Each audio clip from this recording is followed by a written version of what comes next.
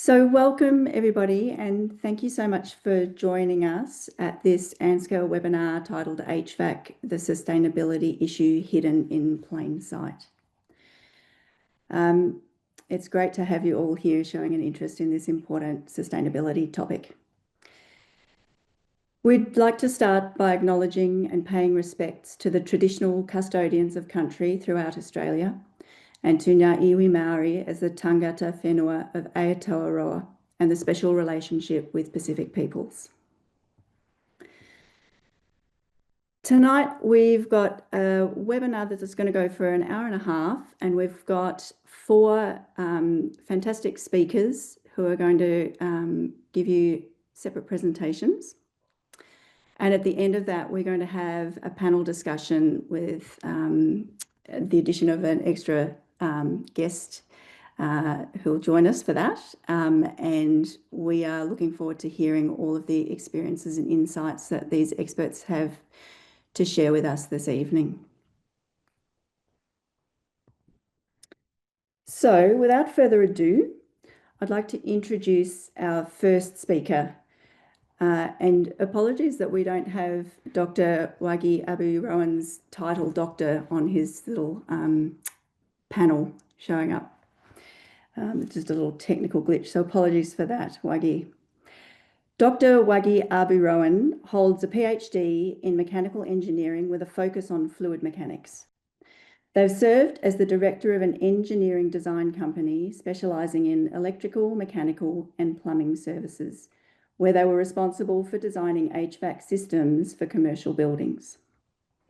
During the COVID-19 pandemic, Dr Rowin collaborated with clinicians at St Vincent's Hospital in Melbourne to study the spread of aerosols during surgical procedures in operating theatres. And this work resulted in 3 published journal papers.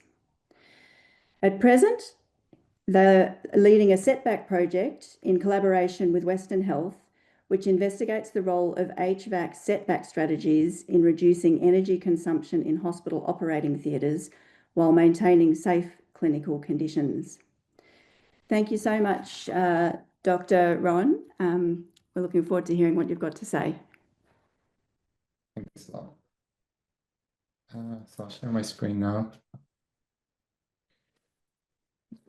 Okay, thanks Rebecca for the introduction.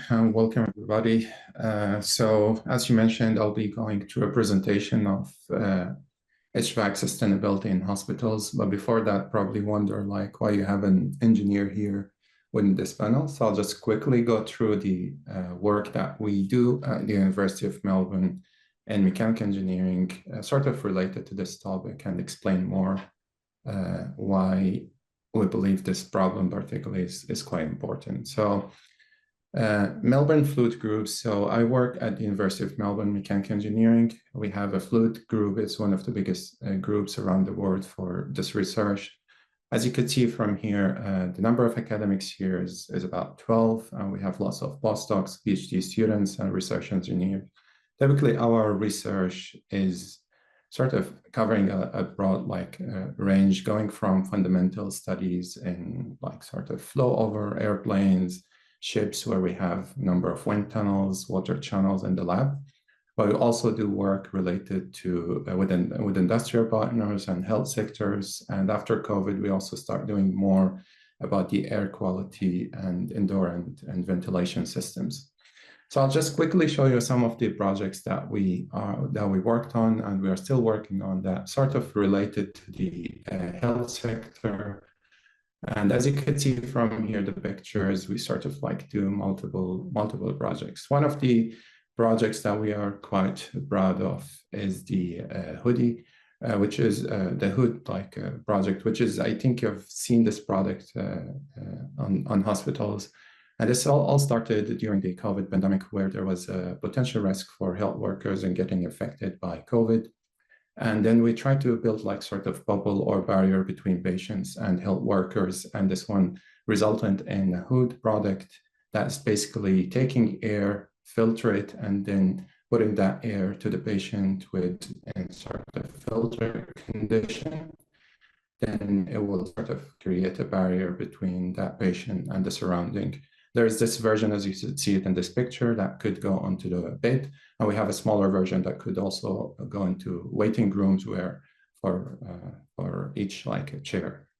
Another work that we did that was I was particularly involved in this one. It was during the COVID as well, where we got reached by a couple of doctors from St. Vincent Hospital about any abrasions close to the mouth or nose. They were sort of trying to stop them because there was a risk of aerosol spread, mainly whenever you use a drill near in the vicinity of the nose area. So the surgeon, a couple of surgeons sort of like give us the opportunity to do measurements on real patients during operations. And as you could see from the setup here, we basically put cameras, lasers, and there was like amazing collaboration between, you could see like engineers, myself, and other colleagues, where we're carrying our measurement while the surgery was going on.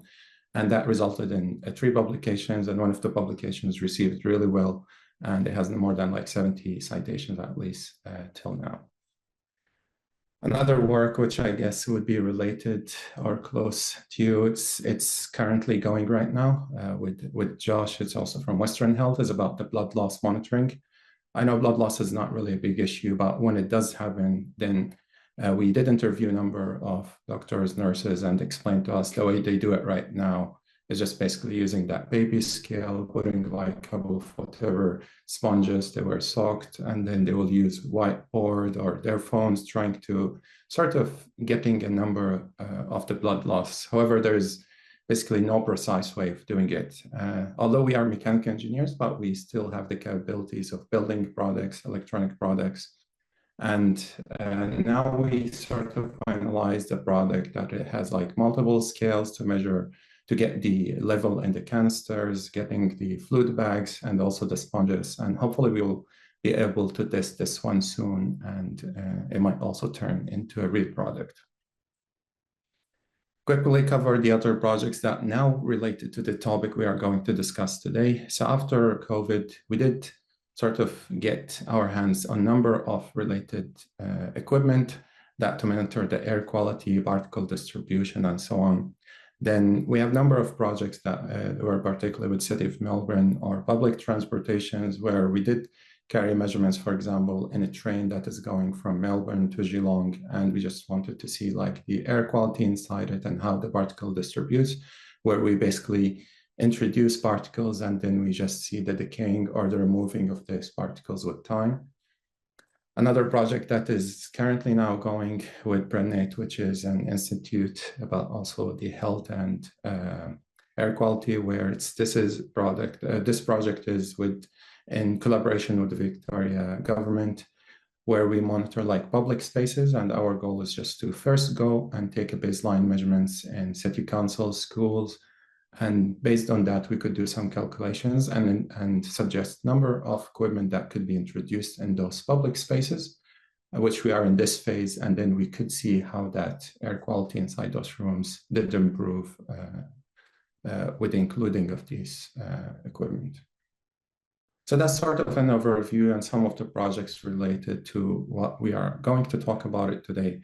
But if I move to our topic, which is about the HVAC sustainability in hospitals, and what we are trying to explain here, motivations, I guess, Forbes later will explain more the numbers about the air exchanges and the power consumption and what they found. But I'll just briefly go into sort of motivations for this work. So operating theaters typically run at air exchanges per hour, or as you see it from here, ACH, probably you hear it a lot, is more than 20 times, which is a huge number. Like, for example, elsewhere, you will see that number is about 6. And because of this huge number of the 20 ACH, the HVAC then will consume about 90% of the power consumption that's going into the theaters. It's surprised to see like studies found that number of SEH of the 20 is not really based on a particular like sort of scientific basis. It's more of like a precautions to making sure we are not really contaminating the operating theaters. But a couple of studies found like probably relaxing that number won't really compromise the safety of the operating theaters. And you could basically reduce the energy consumption from the HVAC system by about 70% if you manage to reduce those numbers. If we are talking about Australia, basically there isn't like sort of local evidence about getting those numbers and why we're operating at particular conditions. But again, those policies just sort of strict because there isn't basis behind them. You can't really go ahead and change those numbers. So that's sort of where it comes to objectives of our work, where our goal is to modify or come up probably sort of like guidelines by changing to change the HVAC settings, let's say during the time which they are not in use and then without really compromising any infection.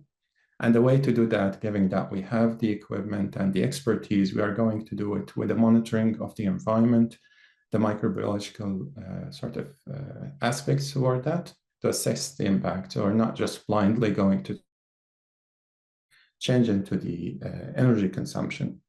And by providing those evidence, then hopefully the guidelines that we could come up with, it will lead to greener hospitals or reduce the overall power consumption.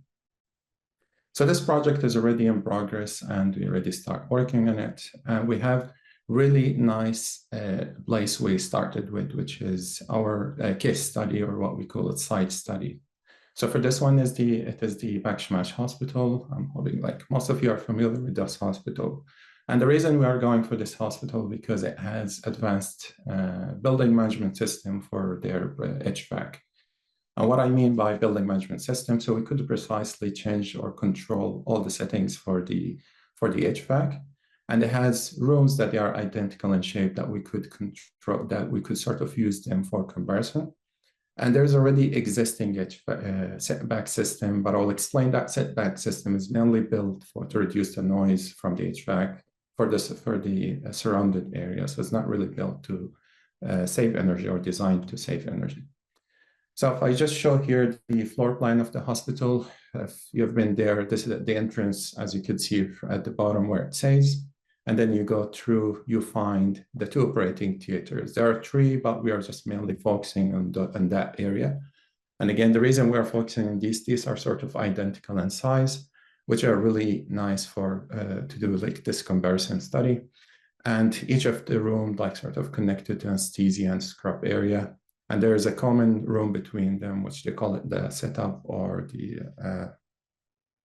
setup room. And that room, it will be treated in a different way. I'll explain what's going on with that room. We went there, we did a couple of measurements, starting first of just like a floor plan, getting the dimensions. As you could see, this room is about 7 by 7. The operating theaters both look the same. They have 3 entrances from the front, 1 entrance from the back. That's just for a back corridor, with a total volume about 150.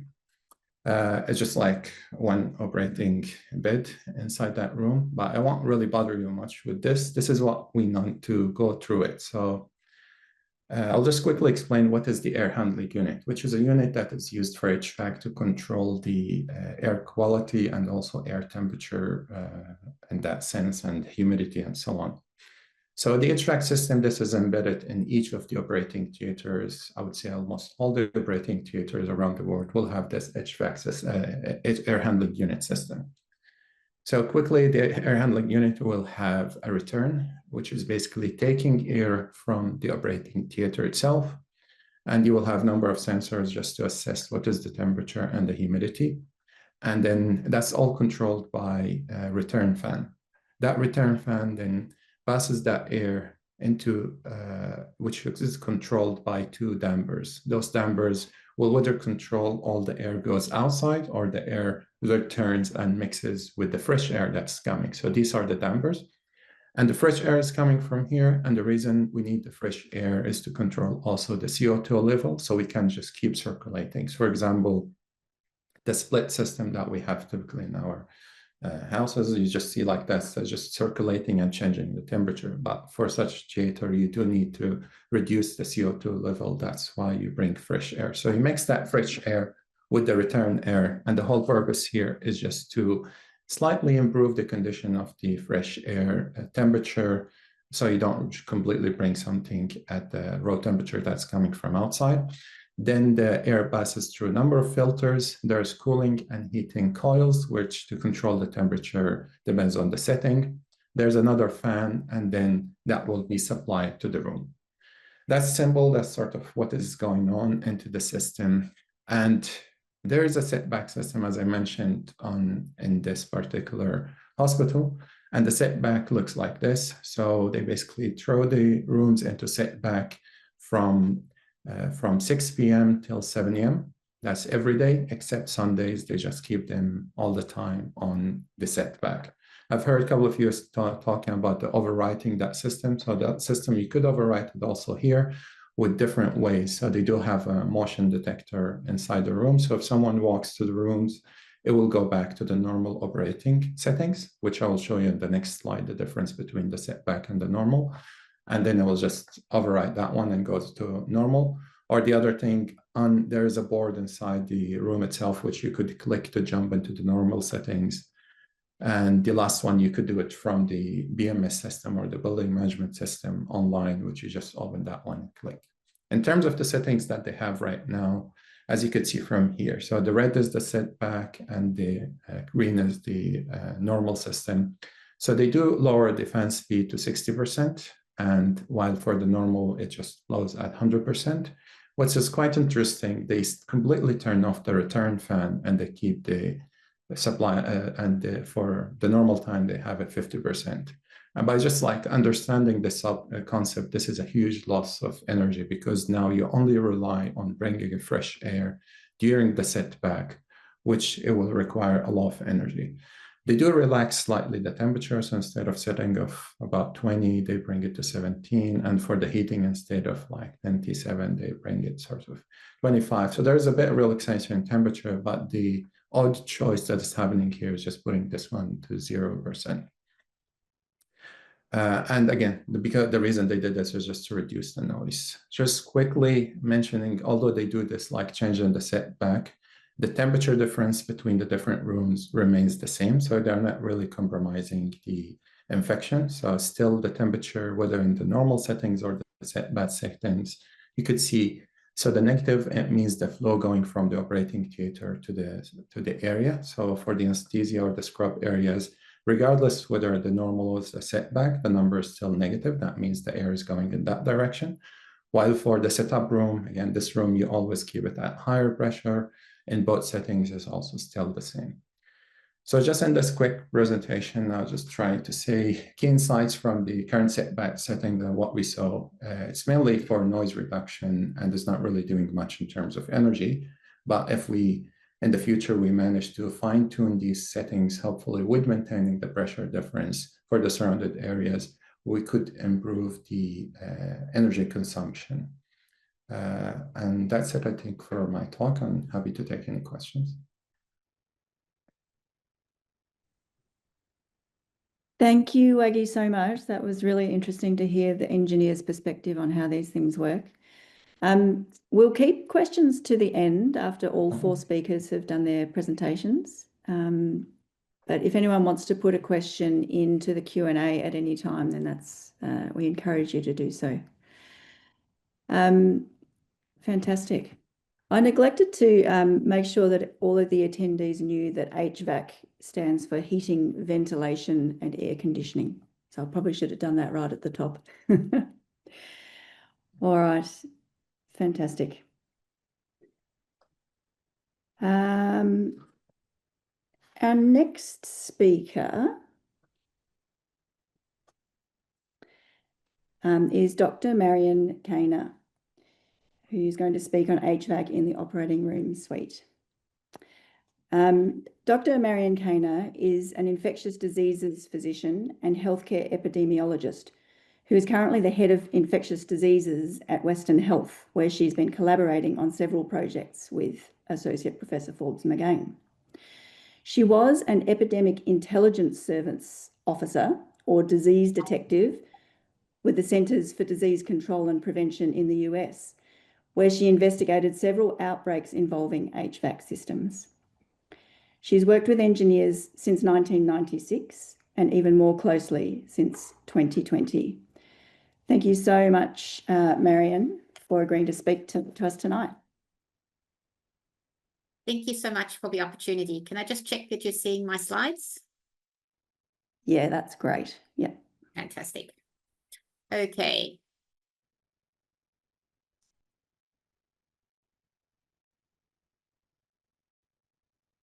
So I'm talking about the general principles behind the HVAC system, and then I'll talk about what things can happen when things go wrong. So the underlying principles are that we really want to keep patients safe. We want to prevent surgical site infections. We want to keep staff safe. And we also need to keep staff comfortable with regards to their temperature and humidity. So those are important guiding principles. I think you've already just seen a much nicer diagram than this one here. So I'm going to go and skip this one with regards to a diagram of a ventilation system.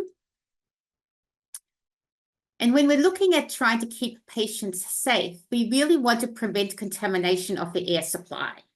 And so when we design that, we need to think about where is the air coming from, the intake from the air. We want to make sure it's away from any exhaust from the air, and we want to make sure that there are no bird nests in the area or something like that. Need to make sure that we've got good dirt filters to go and filter out some of the dirt coming in.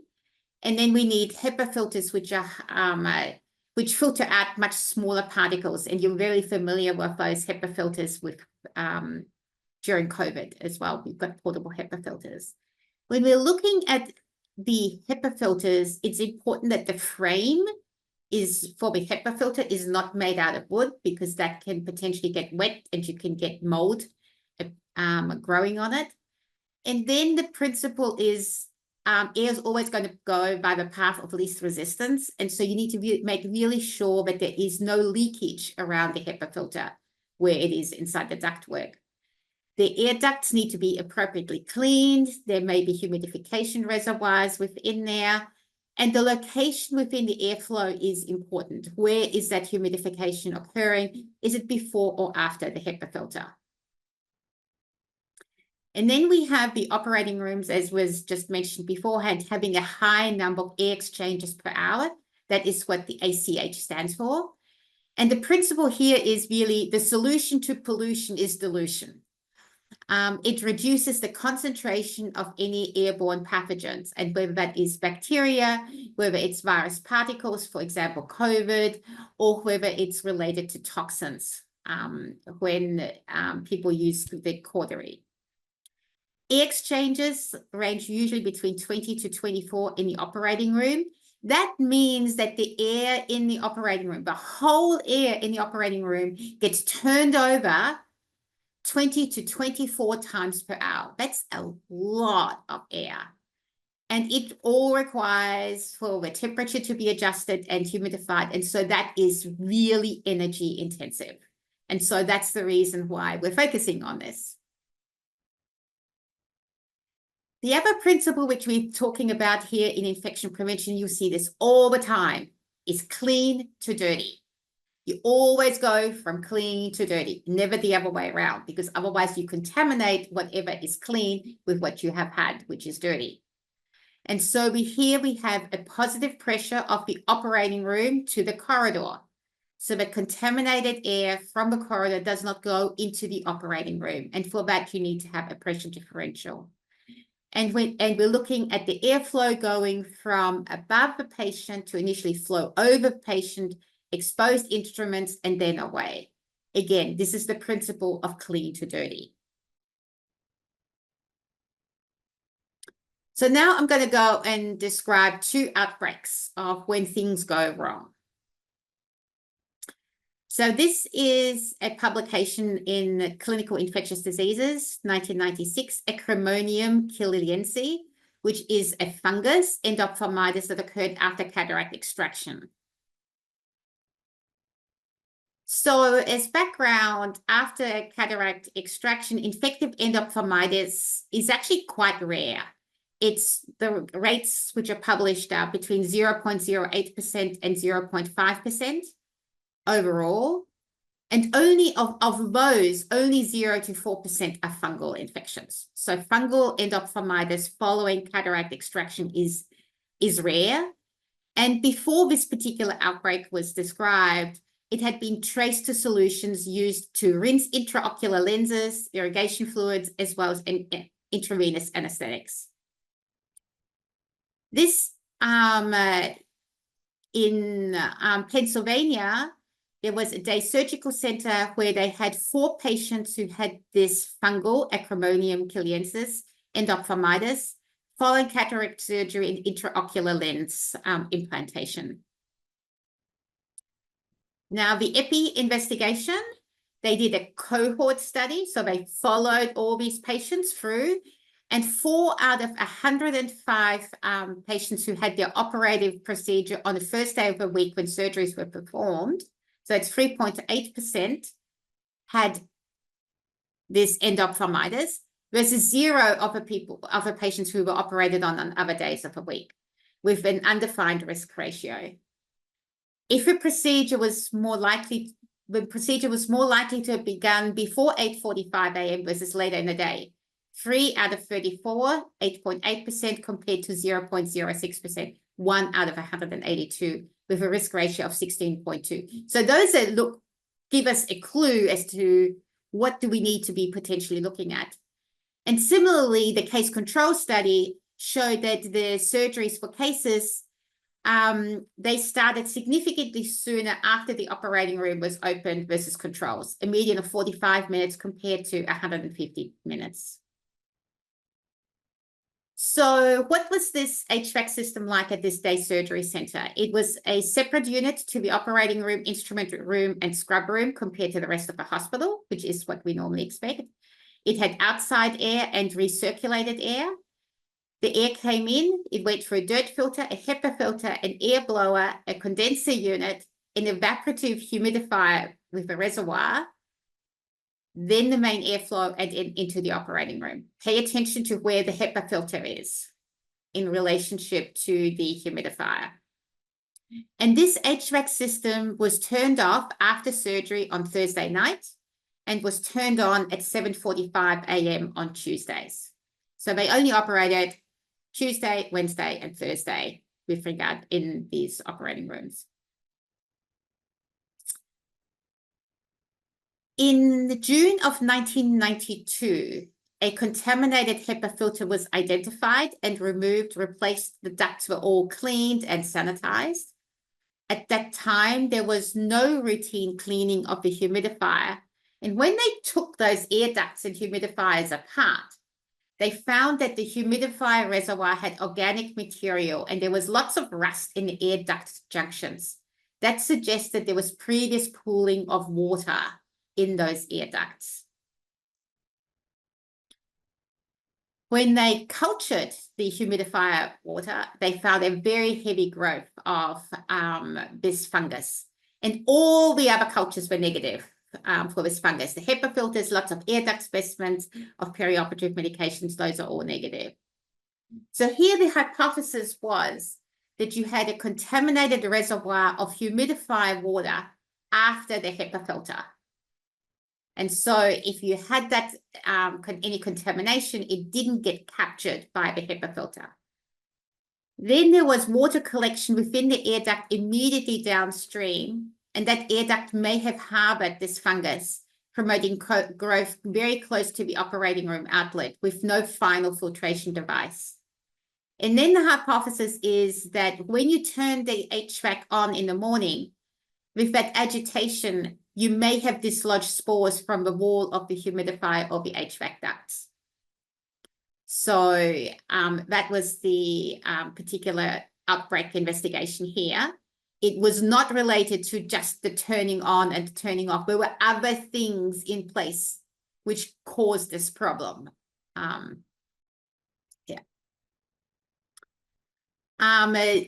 As a follow-up, they removed the humidifier from that HVAC system and they kept that HVAC system running 7 days per week, and they never had any additional cases from there.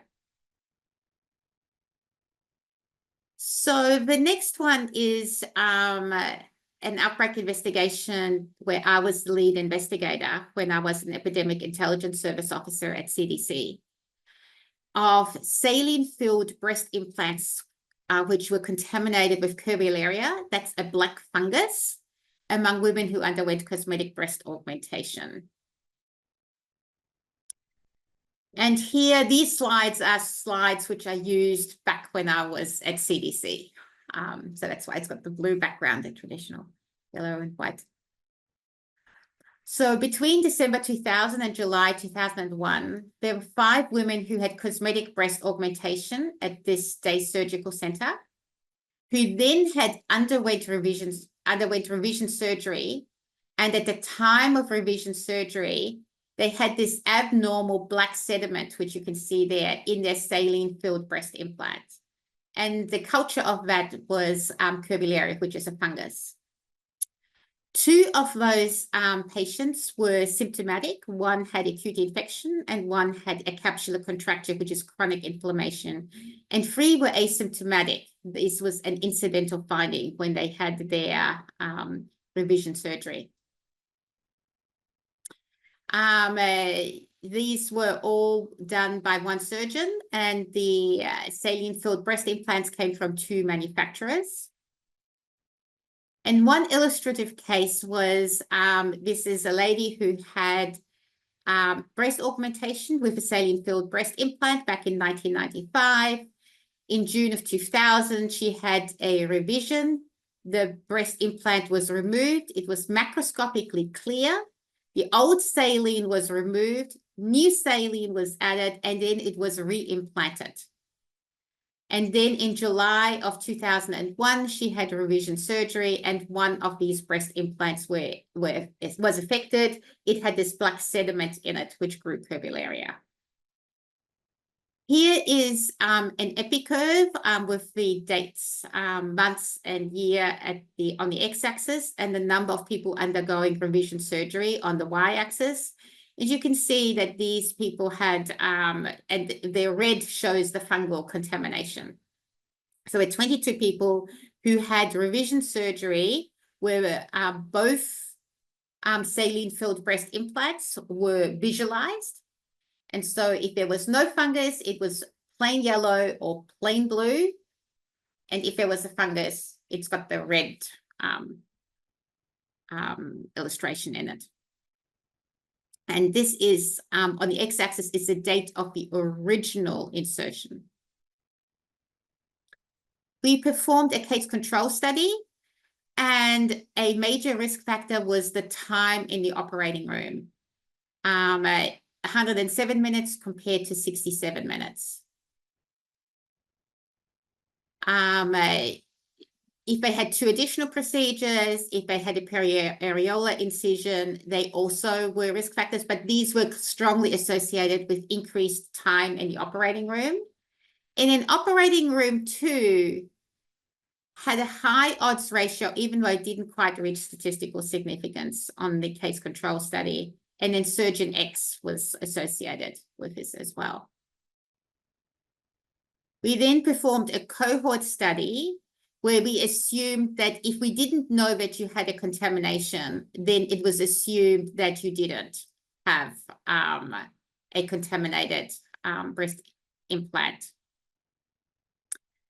And the univariate analysis was very similar. A multivariate analysis with logistic regression showed that time in the operating room was a major risk factor, as well as operating room 2. So then we looked as to what was actually happening with regards to the surgical procedures. And we found that the saline which was used to fill the breast implants was poured into an open bowl in the operating room, where it was exposed to the air, then it was drawn up and then put into the breast, injected into the breast implant.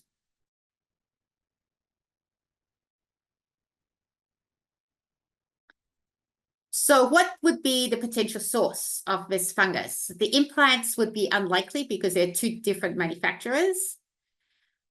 The saline in the open bowl was exposed to fungi. So was that because there was fungus on top of the surface of the saline bottles, or was it the air in the operating room? And our epi risk factors were operating room 2 and time in the OR. So there are 4 operating rooms in this particular facility. So how could the surface of the saline bottles become contaminated? Well, we looked as to what is the pathway of where these saline bottles were in the facility. And they were stored in a sterile supply room, which had water-damaged ceiling. As you can see on the right-hand side, the saline bottles were on the third shelf. And you can see a watermark at the bottom showing that there would be ongoing leakage. The roof over the sterile supply room had a puddle. It was a flat roof. So our hypothesis is you had a puddle on a flat roof, you had ceiling water damage, potentially there could be fungal spores dropping down onto the saline bottles. Well, would that provide the whole answer? No, because it doesn't explain time in operating room and it doesn't explain operating room 2. Those should have no, if it was purely on the surface of the saline bottles, those should not be 2 risk factors. So we looked as to what happened to these saline bottles, and these saline bottles were placed into a warming cabinet.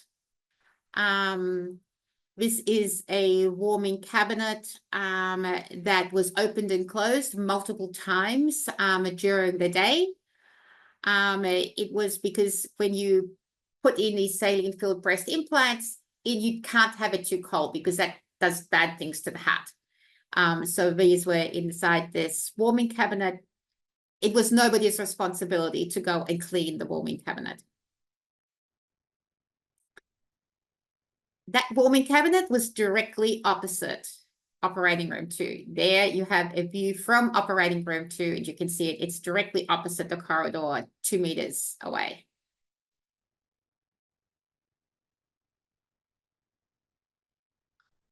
So how could these fungal spores move from a warming cabinet to operating room 2? Well, you know, one can have these fancy pressure differentials. I like the tissue test. It's very simple, easy. I can do it anytime, anywhere around the world, and it shows me the direction of airflow. I use it all the time. You can see operating room 1. This is the view from the corridor. The air goes out from operating room 1 into the corridor, but it actually is going into operating room 2. So the operating room 2 is at negative pressure to the corridor. And this is the view from inside operating room 2. It's actually a really high velocity air going into operating room 2. So why was operating room 2 at negative pressure relative to the corridor? So when we go to some engineering studies, the air supply was 1,235, that's cubic feet per minute. The return air 1,095, that should be at positive 140 cubic feet per minute. That operating room should be at positive pressure. So what happened? Well, when they introduced and upgraded their HVAC system, they forgot there was an additional exhaust outlet, and they didn't take that into account. And with that exhaust, the exhaust air was 425 cubic feet per minute. So the whole room was at negative 285 cubic feet per minute, which meant it was at negative pressure. So it was sucking the air through. This is the epicurve with the timing of the changeover of the air handling unit, which fits in with when we started seeing these contaminations. We did epidemiologically directed environmental culture, hundreds of specimens. We only got it from 2 sites.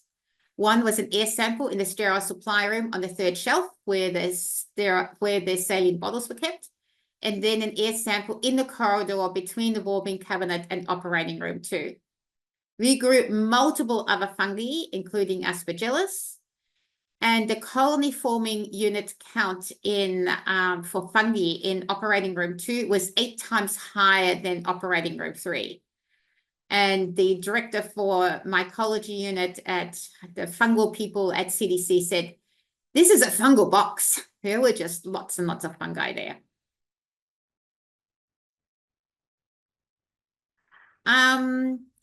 We actually cultured the noses of the staff for curvularia. You breathe in a lot of air. So this is sort of a poor man's air filter. So we cultured them. And at this facility A, 35% of the staff actually grew curvularia from their noses. Medical Centre B, located only 1.5 miles away, 6.7%. So these staff were really exposed to a lot of fungi. So this is our hypothesis.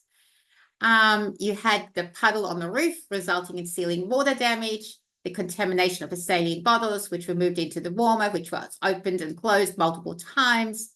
And the air from there got sucked into operating room 2, where it then contaminated the open bowl and where it was injected into the saline-filled breast implants.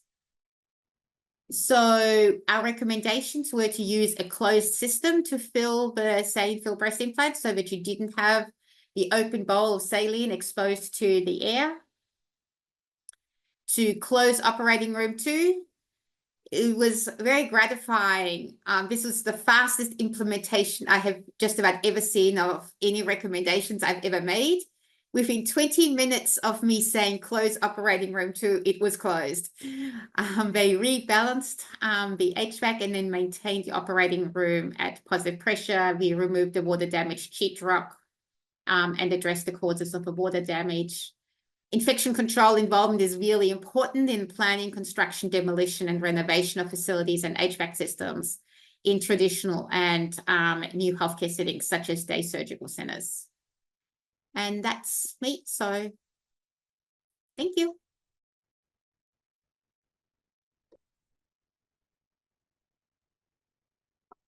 Thank you, Marion. That was fascinating and important to remember why these HVAC systems are so important to be running properly.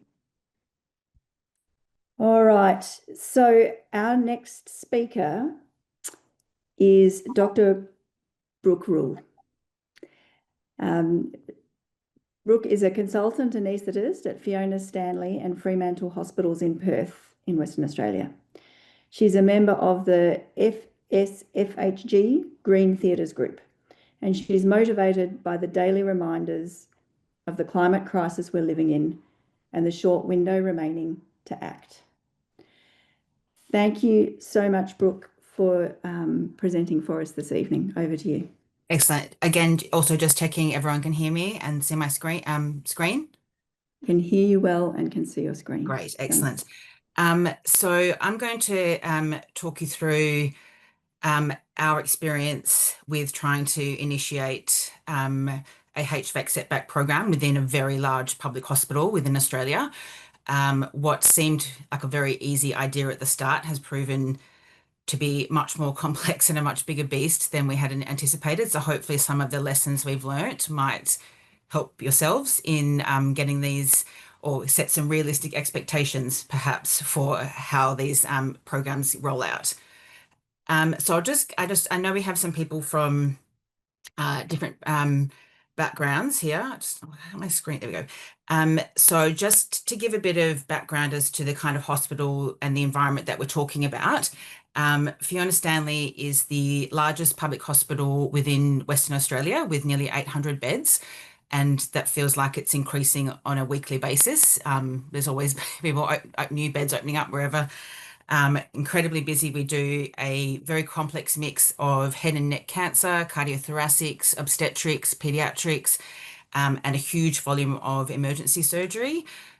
We also then are directly responsible for staffing of Fremantle Hospital, which is our smaller secondary hospital, which has 8 theatres, and they look after some of the lower acuity patients and more elective lists, but they also do things such as joint replacement, so still significant surgeries going on there. I'll just say that Fiona Stanley has 20 operating theatres within the operating theatre unit. That doesn't also then include all the secondary sites such as radiology, cardiology, and what have you. We operate within the South Metropolitan Health Service, which looks after both Fiona Stanley and Fremantle. And then there are other hospitals within that health service that we're not directly responsible for, but we all operate under that governance. So we are very lucky Yes, there's lots of negatives to be said about our public health systems and what have you, but we are very lucky that South Metro Health Service in 2019 was the first WA health service provider to join the Global Green and Healthy Hospitals Network. They were the first public health care service in WA to appoint a dedicated sustainability officer and identified environmental sustainability as one of their key organisational priorities. They have then started, as a result of that, have started to develop the sustainability strategy with the overall goal to achieve net zero by 2040. And we're currently operating under the initial strategy, the 23 to 26. And this is what we're using as a group to kind of leverage some of the initiatives that we're starting. So this is the data from the health service that we're producing. So Scope 1 emissions are direct emissions. Some of you might be familiar with these terms, some of you may not be. And those includes, I'll go through these a little bit further.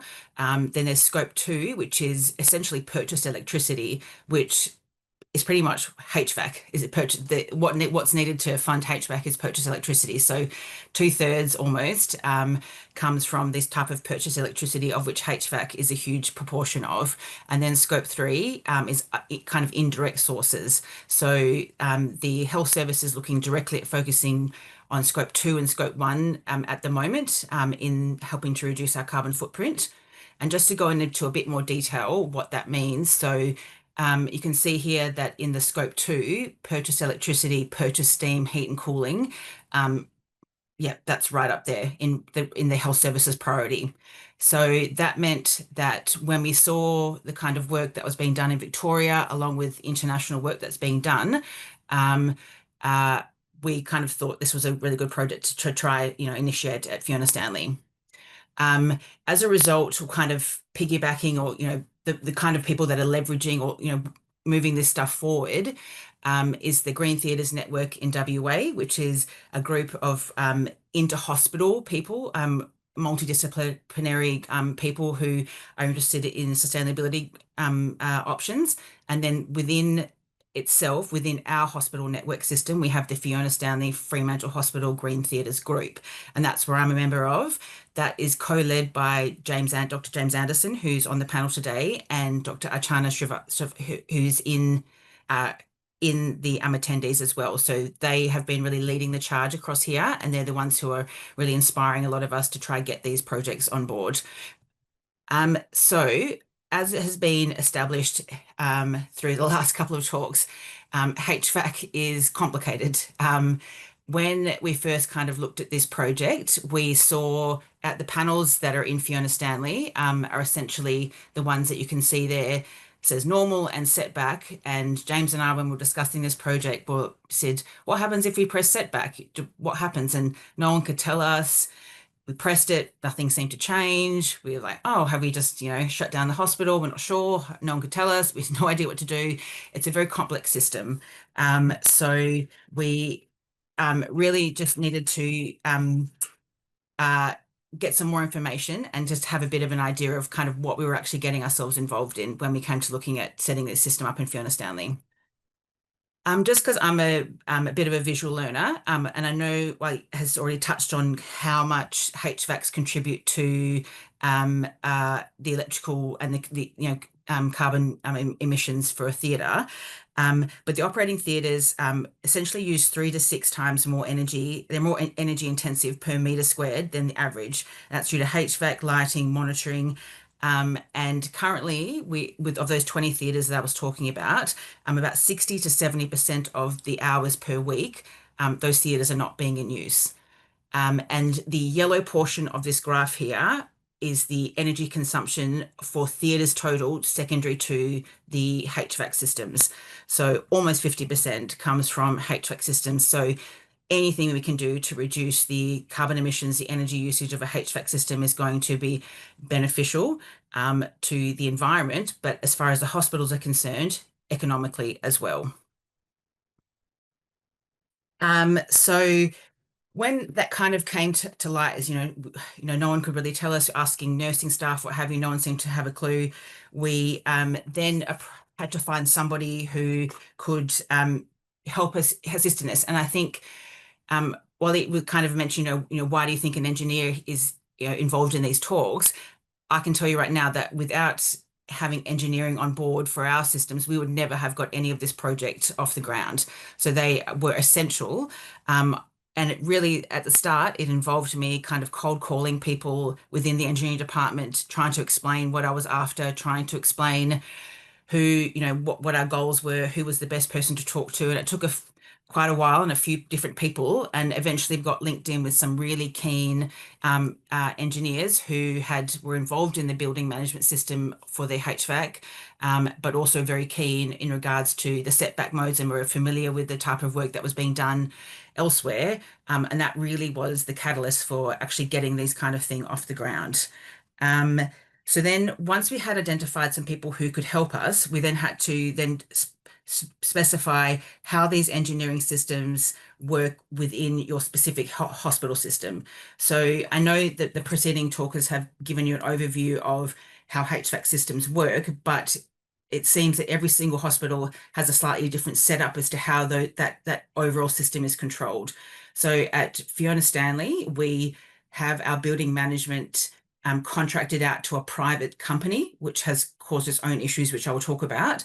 And that private company has overall control of the setup within theatres, and they have a central control panel where they can individually control each individual theatre's HVAC's kind of setup. At that point, they can turn it off, on, just from their control panel.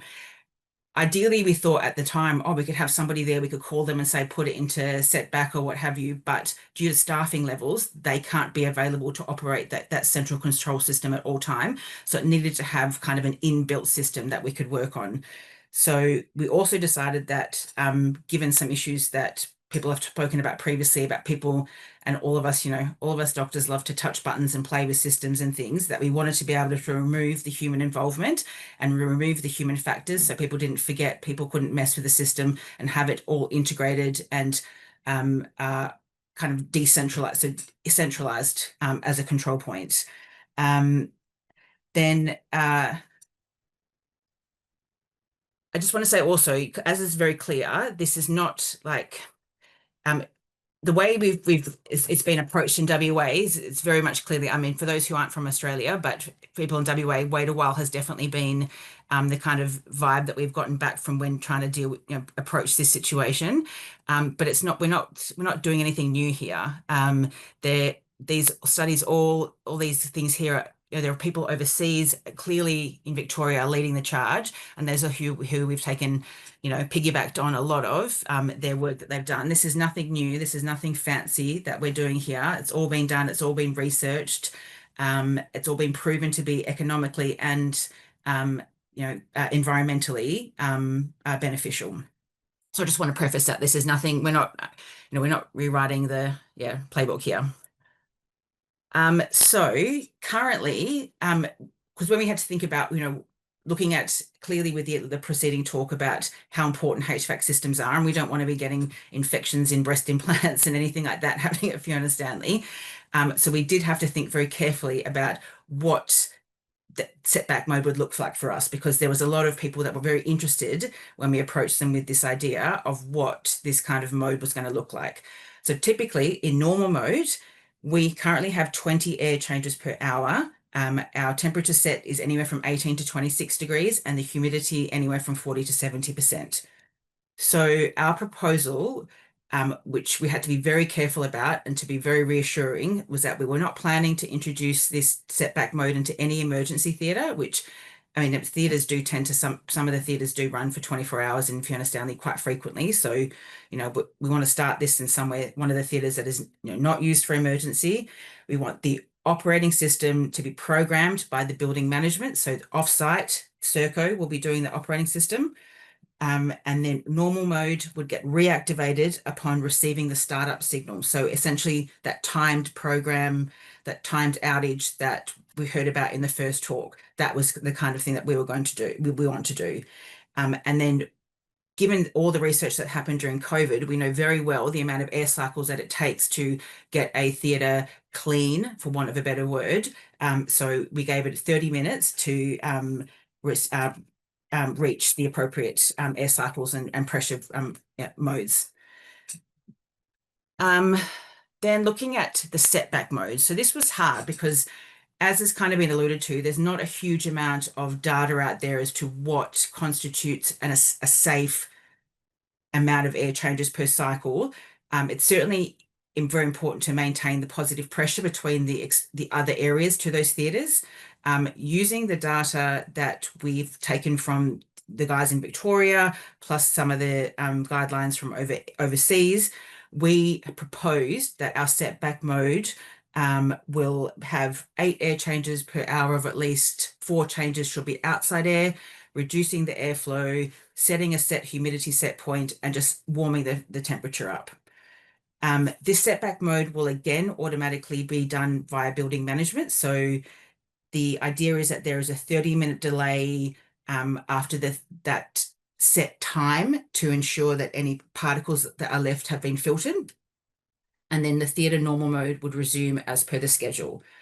As again has been kind of mentioned, to reduce those human factors, people having to remember this, motion sensors is our plan to put into the theatres, which is in case of any unplanned overruns. The motion sensors, if there's motion sensor in any theatre, then that setback mode is then delayed by 30 minutes until there's no movement sensed for another 30 minutes.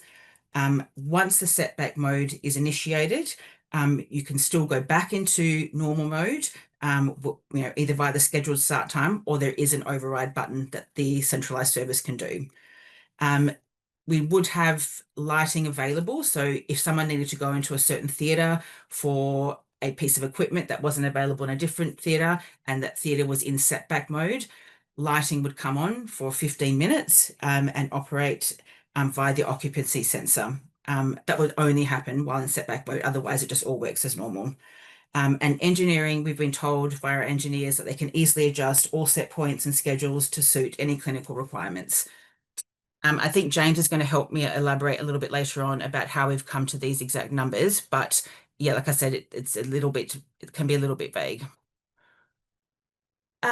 So kind of the practicalities of the trial. So looking at how we're going to do for success. So one of the things that we decided when talking with our engineers is that really in how we're going to then try to sell the safety and sell the efficacy of this project that we're doing, we would need to install energy outflow monitors essentially into the theatre that we choose for our initial trial. And we would do a period of time where we measure the energy, the outflow through the HVAC for 1, 2, 3 weeks in the lead up to instituting the setback mode, and then monitor that period afterwards. And that would allow us to then actually have that data to then go back to management, go back to nursing staff, kind of to show the kind of carbon footprint and operating costs that we were reducing. It sounds again very technically challenging, but apparently it's quite easy. It's quite easy, just something that gets strapped onto one of the pipes that comes into the HVAC, and they can monitor it from there. So obviously, as already mentioned, don't want to see any increase in surgical site infections. We don't want any disruptions to clinical efficiency. That seems to have been the nursing staff's biggest concerns, that they don't want theatres to not be ready when we start. We're already very pressed for time. We don't want it to reduce patient throughput, and it just needs to be easy as well. So one of the things that has been challenging in a hospital like Fiona Stanley, and will probably be very similar, is that with this kind of project, there's multiple stakeholders that needed to be spoken with. Like I said, absolute key staff was to get engineering and building staff and management on board, because HVAC was much more complicated than I had kind of anticipated. And also, they also have quite a big stake in the game. So on discussion with engineering, their kind of proactiveness came from reducing the HVAC usage, putting it in setback mode actually meant that their equipment, way beyond what we can see in the operating theatre, extends their lifespan of this equipment. So things like right up to the filter things on top of the hospitals reducing anything that can be used, reducing that usage extends their lifespan, and that actually then could potentially have savings of hundreds of thousands, millions of dollars. So that's why they seem to be quite keen. Nursing staff, their priorities were mostly infection and patient throughput or delays, or not having theatres ready. Infection control, they were fairly easy to get on board. They saw the evidence, they saw the data, and then obviously medical staff, and then hospital management in regards to funding. So as you've mentioned, the plan is to roll out a trial into a single theatre. We've chosen a theatre that's it's not known to overrun, but we still need to get approval for the funding for the energy monitor. We have to then the motion sensors, and then roll that and then out to all the theatres across the board. And also we're also dealing with a secondary private hospital engineering company, which tends to then make the cost a little bit harder to estimate, because their costings may be slightly different to what we might have estimated. So I've kind of touched on it. Definitely found that change is scary. So people seem to like the idea, but it's taken a lot of coaxing, and what has been helpful is to have collated evidence, to have group meetings where you have the engineer within the meeting when you meet your nurse unit manager to kind of answer questions directly to her that may be a little bit hard for you to answer. Kind of know that there's going to be pushback when you first get it. So approaching that with sending articles out before you have your meeting. There's, like I said, there's a plethora of evidence of what people are doing within Australia. We have basically just piggyback onto Forbes and their work over in Victoria. And I feel like the more people in Australia that are doing this, that then gets easier for the next hospital to do it. There are some private hospitals in WA which have got some setback mode, but they're not really linked in with the public system. And there's obviously lots of different kind of channels you have to go through in the public healthcare system. We've also found it difficult having the two sites with very different setups for Fiona Stanley and Fremantle Hospital. And what we thought would be challenging, Fremantle Hospital has probably proved to be easier. There's a big upgrade happening with the air conditioning systems at Fremantle anyway. It's quite an old hospital and there's been some issues prior. So we're trying to link in some of this setback mode programming with this upgrade, and we've actually had more traction and kind of more progress at Fremantle Hospital than at Fiona Stanley at the moment. So that was a surprise as well. So it just shows to show how kind of individual hospitals, operate differently. Like I said, I just do want to thank, regards to this project, James Anderson. He's been invaluable in kind of guiding me through how to get these kind of heavy projects done. So I would advise you need multiple people on board, especially people who are higher up within the department who can help advocate and set up meetings with certain people. Achana has been, amazing with her kind of, that woman's work ethic, just boggles me. Tony is one of the engineers who we've managed to get on board. He has been integral. And then Thomas, who works with Serco, and then Rupert over at Fremantle Hospital has been absolutely invaluable as well. But yeah, just goes to show it's really not something that you can do on your own. It needs to be a whole team movement. And I'm happy to answer any questions at the end of the talk in regards to kind of specific challenges and things that we've done. Thank you. Thanks so much, Brooke, and congratulations on that work. That's really inspiring to hear about. Just a reminder, we'll do questions at the end, and if you would like to put any of your questions, please use the Q&A function at the bottom of your screen. And it's now my pleasure to introduce our fourth and final speaker for the evening. Associate Professor Forbes McGain is an anaesthetist and intensive care physician at Western Health and Department Director for Footscray Intensive Care Unit. He's Associate Dean of Sustainability at the School of Medicine, Dentistry and Health Sciences at the University of Melbourne and is Associate Professor in the School of Public Health at the University of Sydney. He's a recent recipient of an NHMRC research grant to reduce the greenhouse gas emissions and financial cost of running operating theatres and intensive care units, including optimising the use of HVACs. Thank you, Forbes. Over to you. Thank you, Rebecca. You can see and hear, can you? Good. Yes, Thanks. we can. And thanks for the rest of the team for your excellent presentations. So big time gas exchange for anaesthetists beyond our own physiology.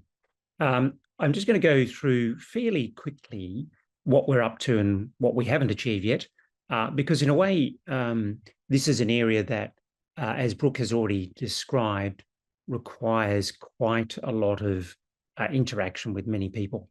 And so it's been by its very nature, it's been more challenging to achieve than in some other areas of sustainable healthcare. And just making sure that you're aware, I have some disclosures, just going through the list there so you can all see them. But in particular, the NHMRC Health Services Research Grant, which Rebecca's already kindly mentioned. So we've got this extravaganza going on in the operating theatre, this being the only bit of metalware that you're actually going to reuse in this particular operation. Everything else is chucked away. Yes, you can make it more sustainable in some operating theatres. This is from Western Health, but it isn't perfect. And in particular, it's what you don't see that's important, and that's the topic for discussion today.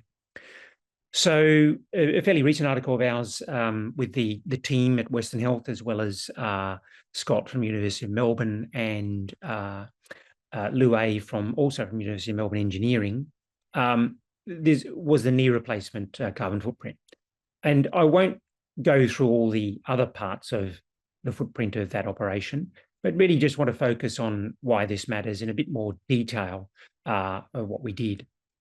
So essentially, this is the operating room energy use in kilowatt hours for heating, ventilation, air conditioning, and lighting. So probably most importantly is think about it in terms of your house. So an average Victorian or any other 4-bedroom household in Australia will use roughly 15 to 25 kilowatt hours per day. That will fluctuate, of course, according to where you are, but I'm trying to include the gas use in a way as well to sort of combine it all together. So it's giving you an idea that you can see that looking at an operating room, they're not huge numbers, but they all add up, and they're also an example of inefficiency in a way.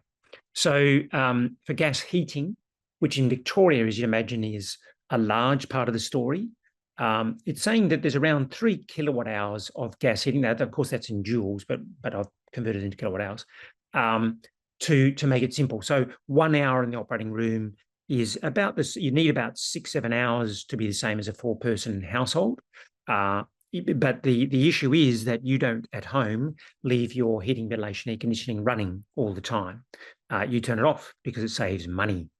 Then what we did was we said, okay, well, in fact, it's running all the time. So it's not really that 3 hour, 3 hours of a knee replacement that really is the whole part of the story. It's actually what is, if you take into account all those unused hours, as Brooke was already mentioning, then what would it really be for operations? Because you have to attribute it to the actual real operations that are happening, because all that energy still is being burnt, even if no one's in there. The real point of it is that it becomes much bigger as a footprint per hour. In fact, you can see it more than doubles because this particular hospital where we were operating, or where the procedure was done, is a relatively smaller Western Health hospital that has no operating on weekends and never is open at night. And yet those 4 operating theatres never, ever stop.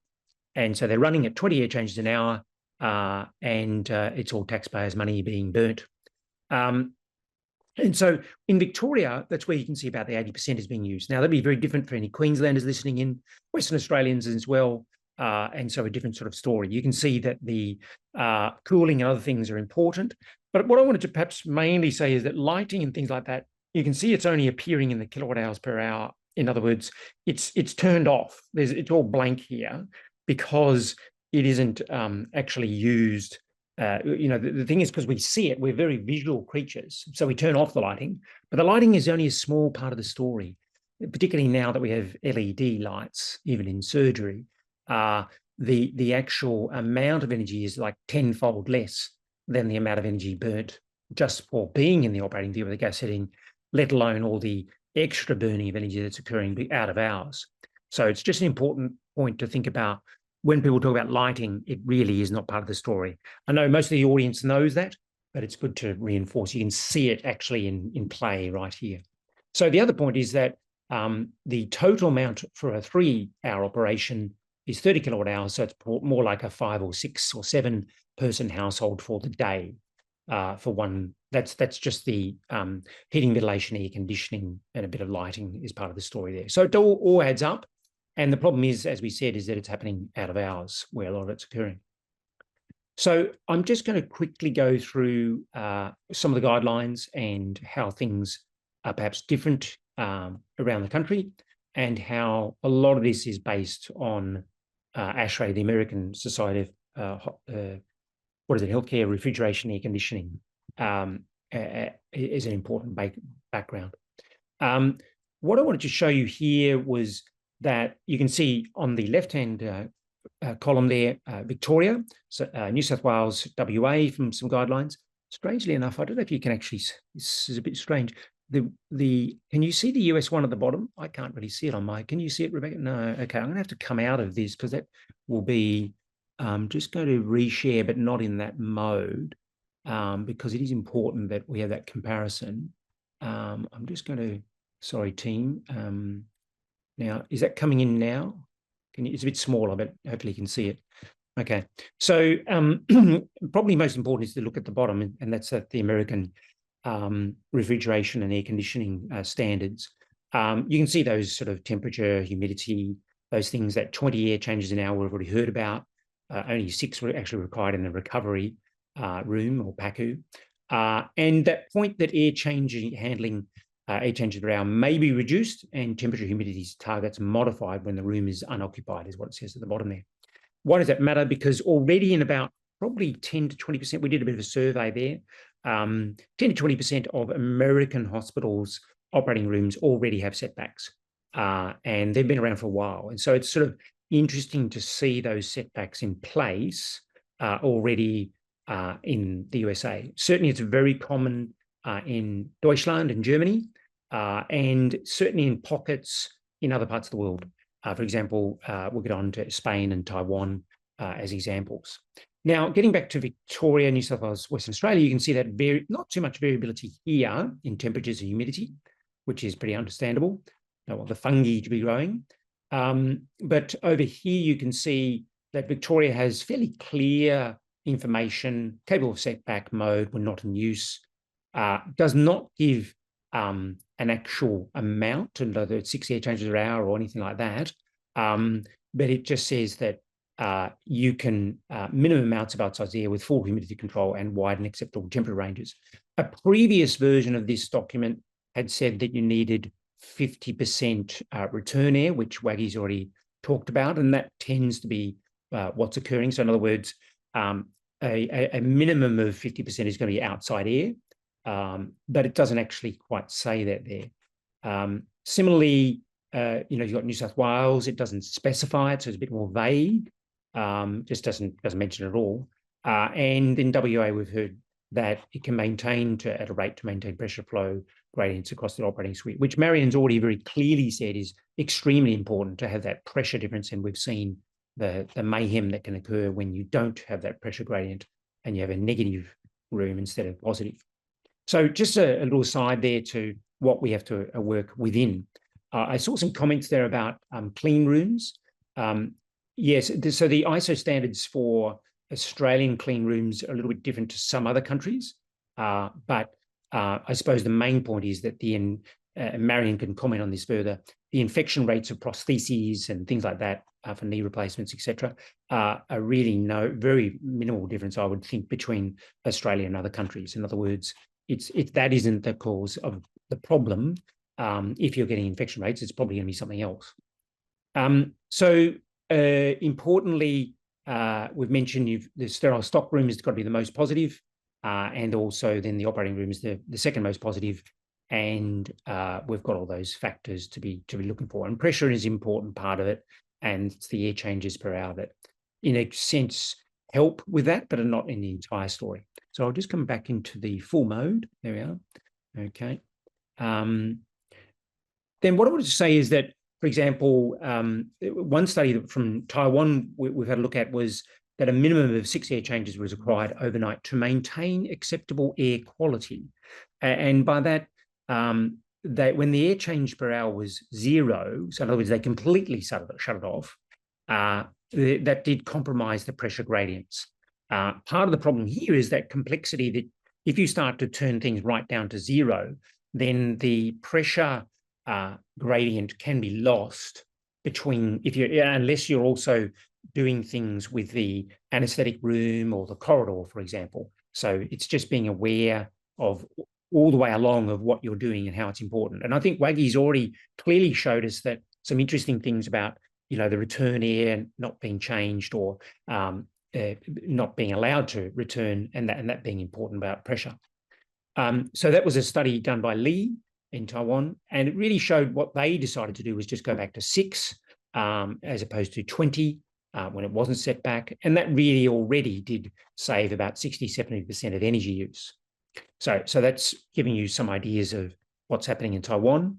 Dettenkoffer was one German group, Traversari, another, who did look at actually turning completely off.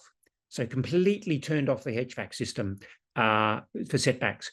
And they did see, so basically they were looking at, when I say air quality, it was doing aerosol counts. So rather like Wagih does, and what we plan to do as part of our study soon in Melbourne, is looking at, air particle counts. And that did become less clean than what would be normally the case.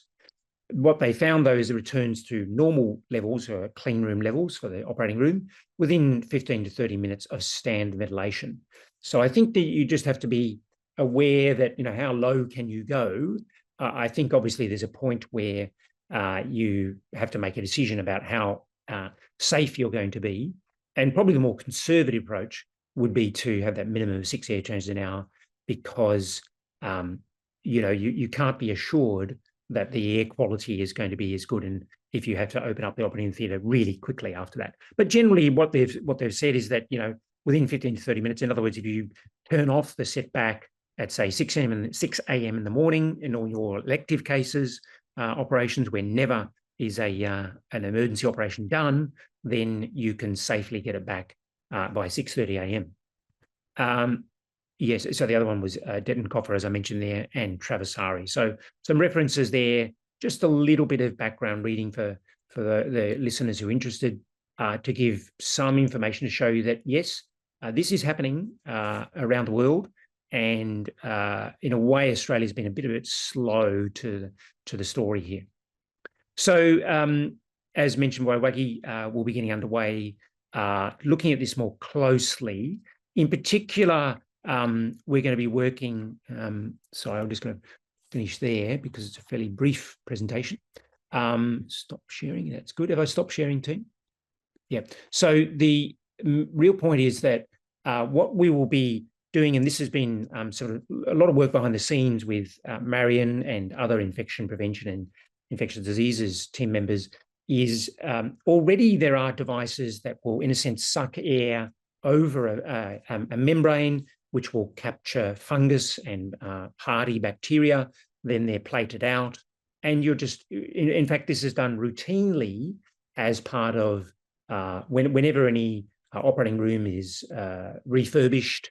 And so right now in your hospitals, I'm sure there's actually literally almost right now an operating room refurbishment going on. And that would require, for proper continuity, according to the infection prevention team, to check that, or have an external contractor check what the fungal counts and bacterial counts are in order to progress with reopening the operating room. So that's part of, in a sense, what we're doing will be somewhat not that novel, but also, but novel in the sense that we don't in Australia as yet have much in the way of setbacks going on out of hours. I heard a bit of mention there about some private operating theatres, and that's really interesting. Part of our projects will be simply surveying through the Institute of Hospital Engineers of Australia what's going on out there, because there seems to be a lot of perhaps uncertainty, and even when you talk to some of the large contractors that such as Schneider and Siemens.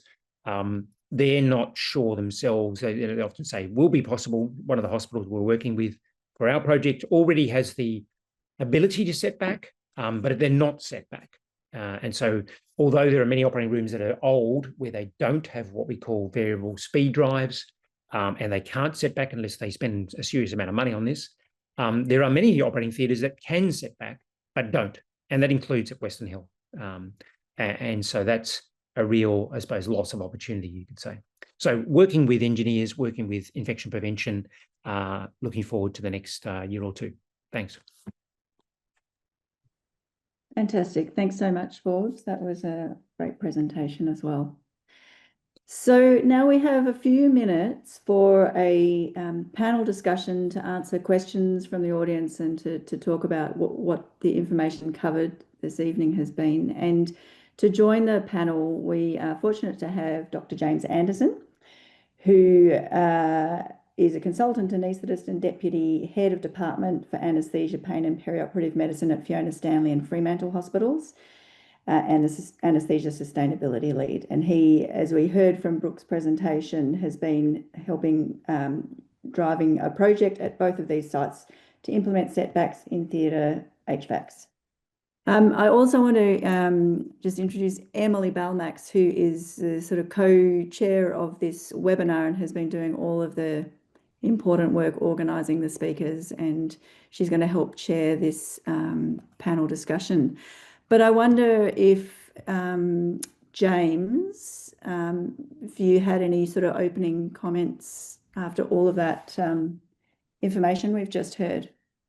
Thanks, Rebecca. Look, it was a fantastic set of presentations, and it's great to hear from the engineers and the clinicians trying to move ahead with these projects. I guess the take-home points I sort of took away from this so far is that HVAC setbacks are being done around the world. They can be done safely, but Marion gave us some good examples of what can go wrong when things aren't done safely. I think the priorities are reassuring our colleagues that we're always going to make sure that the HVAC setbacks will allow for positive pressure differential between the theatre and the corridors, and that humidity will be controlled, to avoid fungus growing and so on.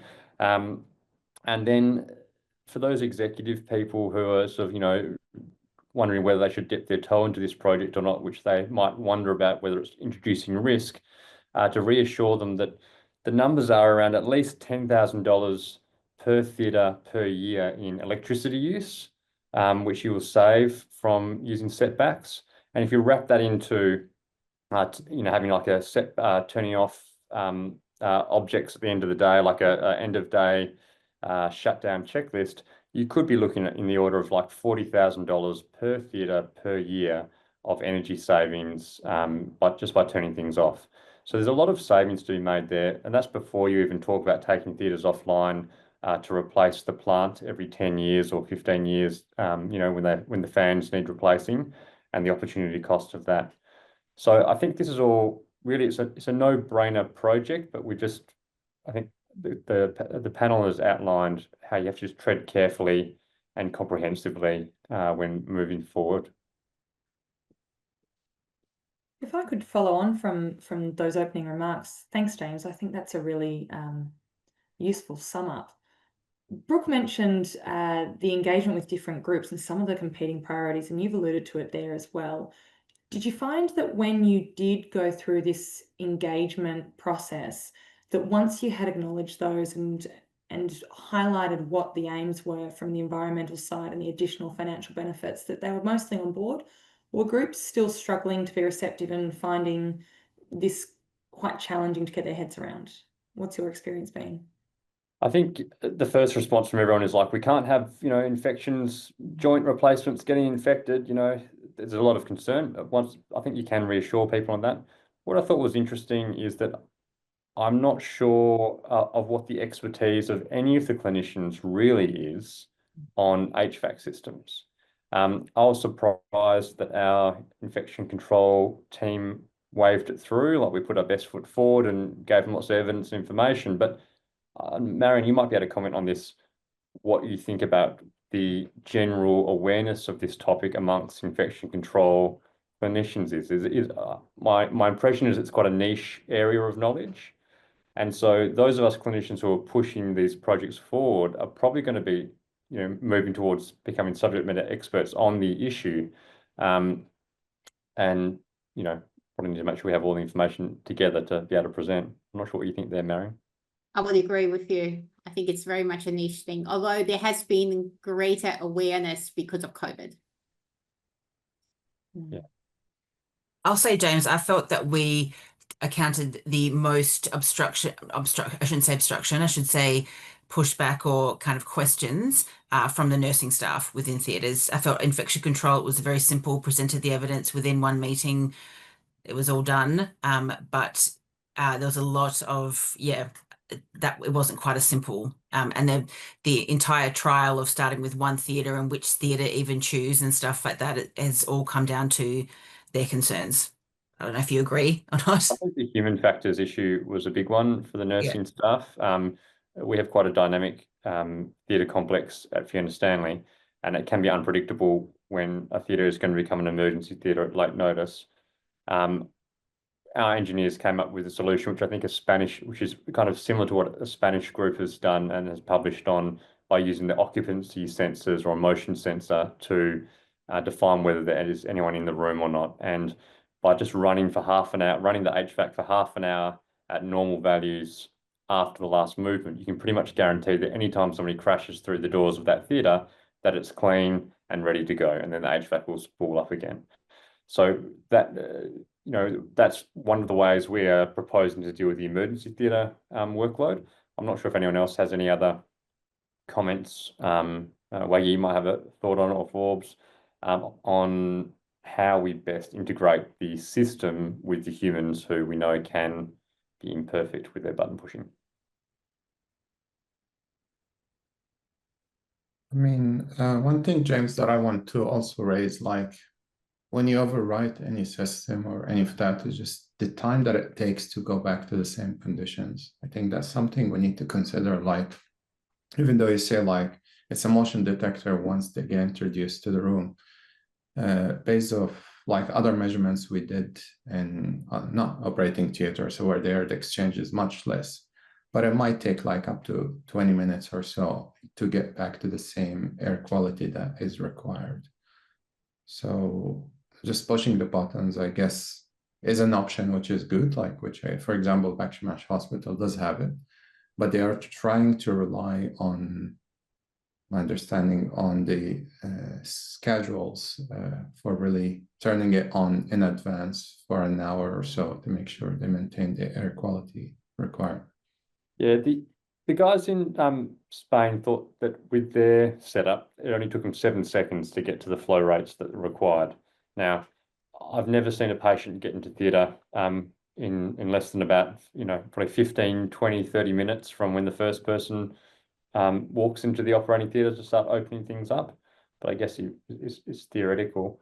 I think probably our processes of, people going in to set up and open equipment before the patient comes in probably has enough of a fudge factor there. But yeah, it is, I think that's going to be part of our work, is part of our studies to demonstrate how long does it take to spin up and get to the appropriate levels.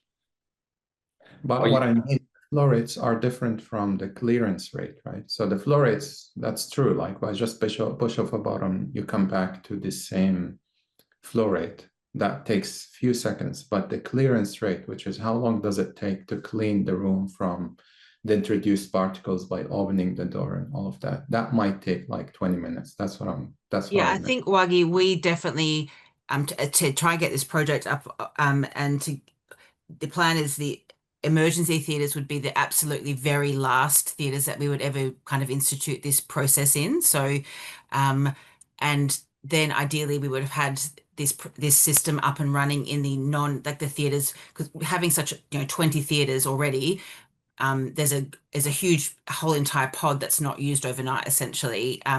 So once that system was up and running, we would maybe look at, once one theatre was in use, having another theatre turned on, getting ready in case we had someone else coming in. But that's all kind of really well down the track, having that preparation for that 20, 30 minutes, like you said. Yeah.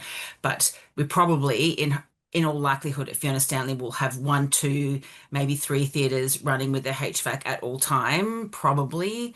But the goal is to try get as many up and off that system, because, like I said, 60 to 70% are not in use, and they're never used for emergencies. So we do have a lot of opportunity to work with that. But yeah, you're right. That's certainly a concern. That was a big concern of the nursing staff as well. Yeah. But do you have any sensors feedback? Like, are you really monitoring for example, particle count, like during this setback, and then seeing whatever really introduced during that time? Because I see your plan, which looks really feasible and it makes sense. But the only problem with this, which is I think we are facing the same thing, which is the feedback from the sensors, right? If you set it back, you want to make sure you didn't really introduce particles, or because of just opening and closing the doors, that will maintain even when you put it back to the active mode. Who knows how long that will take to clear it. I look forward to seeing the outcomes, although we'll have to wait a little while, from both WA and from the group that Wagih and Forbes are engaged with, and the different projects, and seeing perhaps in future we'll have dynamic monitoring where the systems are smart enough to monitor these different parameters and correct as they need to, or turn on and off multiple times. This will be a really interesting space to watch. I have a final question I think I'd be really interested to hear. What I've observed in the last couple of years of greater involvement with sustainability action from an anaesthetic perspective is anaesthetists have, whether it's the engagement with theatres or a bit of extra time than others to have a look around and see what's going on. We notice these couple of issues, whether it's HVAC, whether it's nitrous oxide, that are bigger than just our immediate workspace. And we end up, despite not being experts in any given aspect of it, becoming the content experts. And I think that's what, as you were saying before, James, that's what is happening here.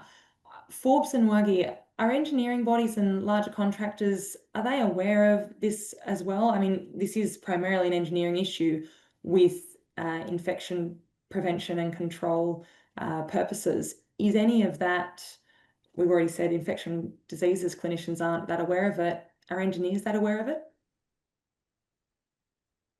I mean, Forbes. You go first, Wagih. Yeah, but what I'm saying, like from talking with engineers now, at least within Western Health, they are aware of this, but I don't think they really have measures for controlling it, right? So they, again, for example, that we see, they do change the setback and change all of these parameters. They are not sure whatever the consequences, they're more focused on now the noise level. They focused on maintaining the delta B is the same, but whether is there any risk of introducing infection into the room? I don't think they're really measuring it toward that. So they are aware of the risks of that. That's why they are trying to take really conservative measures. So even the changes they do based on the tables I showed you, they are really sort of minimal changes. And they are trying to continue pushing more air. They want to make sure the delta B is as big as possible. But they're not really based on sort of scientific evidence. It's just more of like, we do tune it down, but to the point that we are not really risking it at that point. Okay, thank you very much. We might wrap up this fantastic webinar. If there are any burning points any of the panelists or presenters would like to add here, now would be the moment. No, just thank you so much, Emily, and Rebecca, for your hard work organising this. I know it was challenging, so thank you. And Forbes has got, thanks, Brooke, and Forbes has got his hand up. Go ahead, Forbes.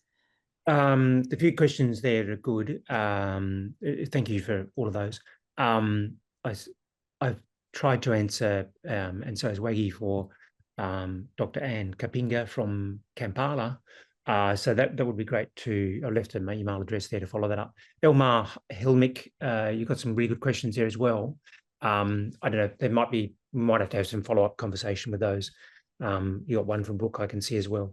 But I just mentioned the 50%, I was just studying there again, the ASHRAE statement, and they clearly say it's not clear why it has to be, because they actually don't give that as for the American rules, but they're in Australia. And it's not really clear because it depends very much on how polluted or otherwise the outside air is as well. So if you've got a dust storm rolling by, then it's probably not good to have too much external air. But yeah, interesting thoughts. And particularly don't forget it's all HEPA filtered, or it's re-HEPA filtered, assuming, as Dr. Kainer says, the HEPA filter is in the correct position. Yes. Fantastic. Thank you, Forbes, and thank you, everyone, both the attendees for making the time and coming along, and all of the presenters for your expertise and fascinating presentations, brief as they were. Beck, over to you. Thanks, Emily. And yes, thanks to all of the panelists, all the speakers, and for everyone for attending. And I think it's been a fantastic, informative webinar. So it has been recorded, and there will be a link available in 1 to 2 weeks on the website for anyone who would like to watch it again or refer it to other people. Thank you so much for your attendance, and have a good rest of your evening.